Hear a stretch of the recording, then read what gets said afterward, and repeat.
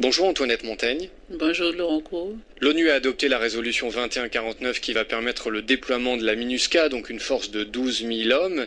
Comment est-ce que vous réagissez à la création de cette force? C'était une décision attendue avec beaucoup d'espoir, d'espérance, et je crois que la République centrafricaine peut être soulagée.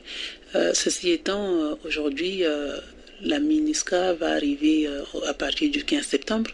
Donc il y a tout un travail à faire pour maintenir la situation, pour que la sécurité soit préservée. Il ne faudrait pas que la préparation omette l'urgence d'ici septembre. C'est ça l'inquiétude principale du moment.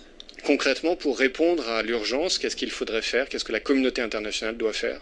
Vous savez qu'il y a une partie du contingent de la MISCA qui s'est retirée de la sécurité en Centrafrique. Donc c'est important que cela soit comblé rapidement et qu'on ait à peu près un niveau stable de sécurité jusqu'à ce que les casques bleus des Nations Unies puissent se déployer. Sur le moyen terme, Madame la Ministre, qu'est-ce que les autorités de transition attendent concrètement de cette MINUSCA?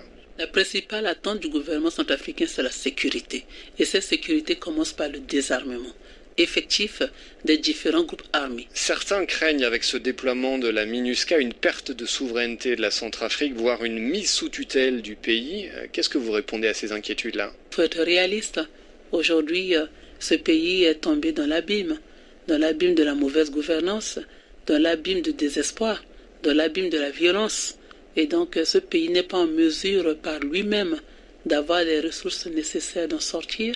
Et les Nations Unies, les casques bleus, c'est la communauté internationale qui joue son rôle pour venir au chevet de la République centrafricaine, l'aider à reconstruire un espace d'espoir, un espace de sécurité, un espace de souveraineté demain renouvelé. Donc c'est aux Centrafricains de se mettre au travail, de prendre ce passage comme un passage de transition afin que ce pays se ressaisisse.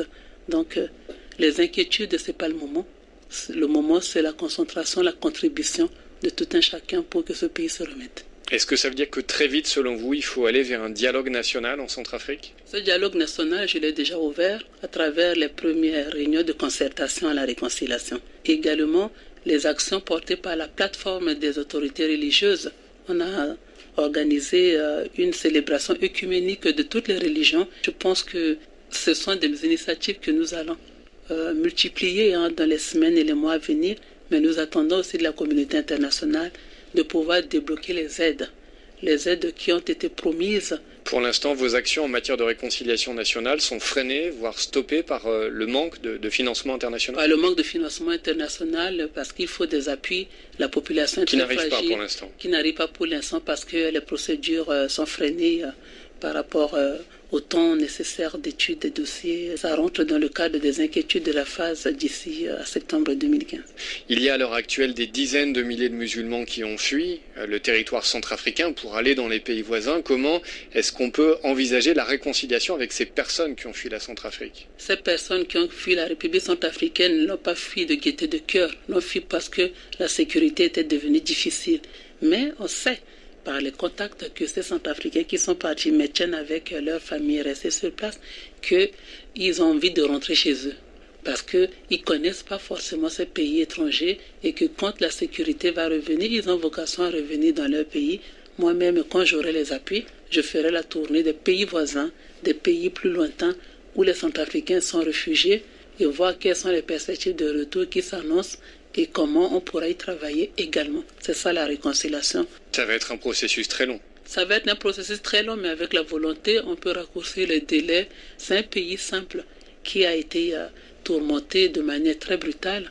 Il suffit de peu pour que le Centrafricain surmonte cette crise et c'est ce à quoi je m'accroche, c'est ce à quoi je crois.